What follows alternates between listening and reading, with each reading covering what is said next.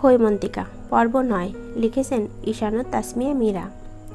কোনো এক মাসের কোনো এক শুক্রবার নিকষ কৃষ্ণ আধার ডিঙিয়ে ভোরের আলো ফুটতে শুরু করেছে মাত্র। সুদূরে পাখির কিচিমিচির শব্দ শোনা যাচ্ছে। ফজরের নামাজ আদায় করে বিছানায় গা এলিয়ে দেয় হৈমন্তী, কিন্তু কিছুতেই ঘুম আসছে না তার।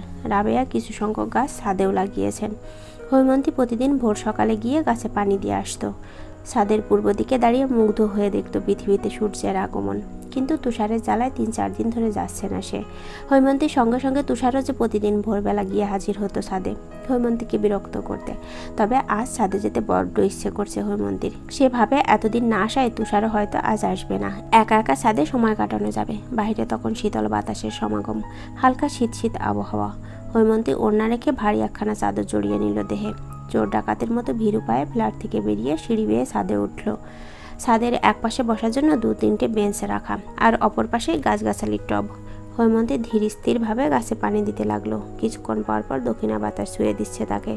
ভালো লাগছে তার, ভীষণ ভালো লাগছে। হঠাৎ অনুভূত হলো পেছনে কেউ দাঁড়িয়ে আছে, যার ঘন ঘন নিঃশ্বাসের শব্দ স্পষ্ট শুনতে পাচ্ছে হৈমন্তী। ঘাড়ে নিঃশ্বাসের অস্তিত্বও অনুভব করছে। অজানা ব্যক্তিটি এবার পুরুষালী কণ্ঠে ফিসফিসিয়ে উঠল, এসেছেন হৈমন্তিকা। হৈমন্তী চমকালো খুব। পেছনে ঘুরতেই তুষারের বিস্তর বুকের সঙ্গে নাকে বাড়ি খেলো। নাকে আলতো হাত বুলিয়ে 2 কদম পেছালো সে। জোরালো গলায় প্রশ্ন করলো, আপনি এখানে?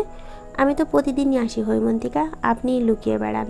হৈমন্তী কি বলবে ভেবে পেল না। তুষার এখনও তার অনেকটাই কাছে। হৈমন্তীর অস্বস্তি হচ্ছে। অস্বস্তি ভরা কণ্ঠে সে বলল, দূরে সরে দাঁড়ান তুষার। তুষার বিনা বাক্যে সরে দাঁড়ালো। ঠোঁটে তার সূক্ষ্ম হাসি। হৈমন্তী সুদীর্ঘ নিঃশ্বাস ফেলল, নিজেকে স্বাভাবিক রাখার চেষ্টা করলো। জ্বর কমেছে আপনার? নিজেই দেখুন বলে খানিক ঝুঁকলো তুষার। মুখে গিয়ে হৈমন্তীর সামনাসামনি ধরল। হৈমন্তীর চোখ বড় বড় করে তাকালো। তুষারের নেত্রজোড়ায় দুষ্টুমি ভরপুর। কপালে ব্যান্ডেজ খুলে ফেলায় ক্ষত স্থানে লম্বাটে একটা আঁচড় দৃশ্যমান। ঠোঁট অল্প শুষ্ক। তার চাহনি আরও গভীর হতে দ্রুত চোখ সরিয়ে নিল হৈমন্তী। কেন যেন প্রচণ্ড রাগ হলো তার। তুষারের পক্ষে হালকা জোর প্রয়োগে ধাক্কা মারল সে। তুষার পিছিয়ে গেল। স্বাভাবিকভাবেই তাকালো হৈমন্তীর দিকে। সে তখন পা চালিয়ে ছাদ থেকে চলে যাওয়ার উপক্রম করছে।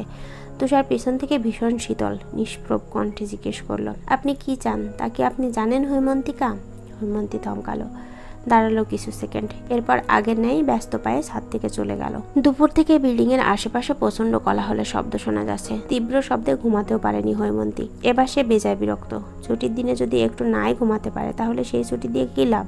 তিক্ত মনে বিছানা ছাড়ছিল হৈমন্তী। সে সময় রুমে হেমন্তর আগমন। বেশ ব্যস্ত দেখাচ্ছে তাকে। এসেই ড্রয়ার থেকে কিছু একটা নিয়ে আবার চলে যেতে নিতেই হৈমন্তী জিজ্ঞেস করে উঠল, এই দাঁড়া হেমন্ত, কই যাচ্ছিস? কাজ আছে, এখন ডেকো না তো, পরে এসে বলবো। বিরক্ত সহিত বলল হেমন্ত। হৈমন্তী এগিয়ে এসে তার কান ধরে মরল। চোখ রাঙিয়ে ধমক দিয়ে উঠল, তুই এখনই বলবি, তোর ঘাড়ও এখনই বলবে। এখন জলদি বল, এত ব্যস্ততা কিসের তোর? কান মলে ধরতে চেঁচিয়ে উঠল হেমন্ত।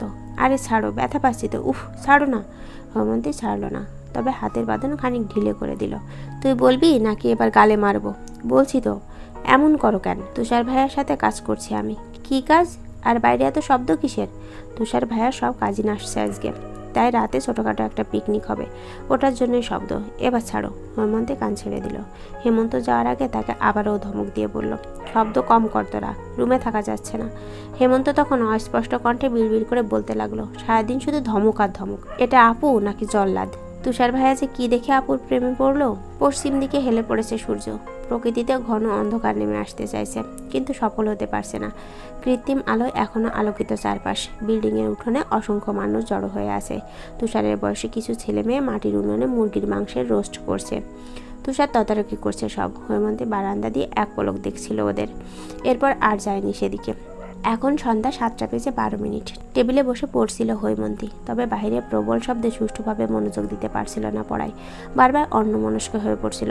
তবুও টেবিলে ঠাঁই হয়ে বসে আছে সে। রাবেয়া অনেকবার সবার সঙ্গে উঠোনে যাওয়ার জন্য তাগাদা দিয়েছে তাকে। সে যাবে না বলে মন স্থির করে আছে। বাধ্য হয়ে রুমে এসে হাজির হলেন রাবেয়া। রোষপূর্ণ স্বরে বললেন, তোকে আমি কয়টা ডাক দিয়েছি হৈমন্তী? ওখানে গেলে কি এমন হবে? সবাই যাচ্ছে, তুই কেন যাবি না? পড়া আছে আমার। পড়তে হবে না আজকে। ভালো একটা জামা পরে উঠানে চলে যা। ওরা ওখানে কত মজা করছে, তুই গাধার মতো রুমে পড়ে থাকবি কেন? এখানে গাধার কি সম্পর্ক মা? চোখ মুখ কুঁচকে বলল হৈমন্তী। কথাটা বেশ গায়ে লেগেছে তার। রাবেয়া কিছু বলবেন তার আগে আগে ড্রয়িং রুম থেকে হৈমন্তীর বাবা আশরাফ সাহেব হাঁক ছেড়ে উঠলেন। হৈমন্তী মা, কথা বাড়াস না, হেমন্ত অনেকবার ডেকে গেছে তোকে, তৈরি হয়ে চলে যা মা, সবার ভালো লাগবে। আশরাফ সাহেবের কথা ফেলতে পারল না হৈমন্তী। না চাওয়া সত্ত্বেও তৈরি হয়ে নিল নিচে যাওয়ার জন্য। সাদামাটা একটা সবুজ রঙের জামা পড়েছে হৈমন্তী। অলস পায়ে সিঁড়ি ভেঙে দুতলায় আসতেই হঠাৎ মুখোমুখি হয়ে গেল আফতাব সাহেবের সঙ্গে। হৈমন্তীকে দেখেই তিনি ভুরু কুঁচকে তাকালেন। প্রথমেই প্রশ্ন ছুড়লেন, উঠানে যাচ্ছ? হৈমন্তী ক্ষীণ আওয়াজে উত্তর দিল, জি আঙ্কেল। আফতাব সাহেব এবার একটু গম্ভীর হলেন। থমথমে গলায় বললেন, তোমার সেখানে যাওয়ার কোনো মানে তো আমি দেখছি না। জি? অবাক হয়ে জিজ্ঞেস করলো হৈমন্তী। ইতিমধ্যে বিস্ময়ে কপালে ভাঁজ পড়ে গেছে তার। আফতাব সাহেব খানিক কেশে আবারও বললেন, দেখো মেয়ে, তোমার উচিত তুষারের থেকে দূরে থাকা, অথচ সেই তুমি তুষারের সঙ্গে সঙ্গে থাকার চেষ্টা করছো, ওকে সুযোগ দিচ্ছ। আমার তো এখন মনে হচ্ছে তুমিই তুষারের মাথা বিগড়ে দিয়েছো, যাতে তুমি ওর গলায় ঝুলতে পারো। নয়তো আমার ছেলে তোমার মতো বয়সে বড় একটা মেয়ের দিকে ফিরেও তাকায় নাকি? বলেই অতি গর্বের সঙ্গে তাচ্ছিল্যের হাসি হাসলেন তিনি, যেন হৈমন্তীর উপর সব রোষ দিয়ে তিনি ভীষণ আনন্দিত। এরপর হঠাৎই কাঠিন্য ভাব নিয়ে বললেন, আমার ছেলে থেকে দূরে থাকো, ওর আশেপাশে যাতে তোমাকে না দেখি। হৈমন্তী স্তব্ধ হয়ে দাঁড়িয়ে রইল, কিছুই বলতে পারলো না। ভাবতে লাগলো, আসলেই কি ও সুযোগ দিচ্ছে তুষারকে? হৈমন্তীর আর যাওয়া হলো না উঠানে। চলবে বাকি পর্বগুলোর জন্য চ্যানেলেই চোখ রাখুন।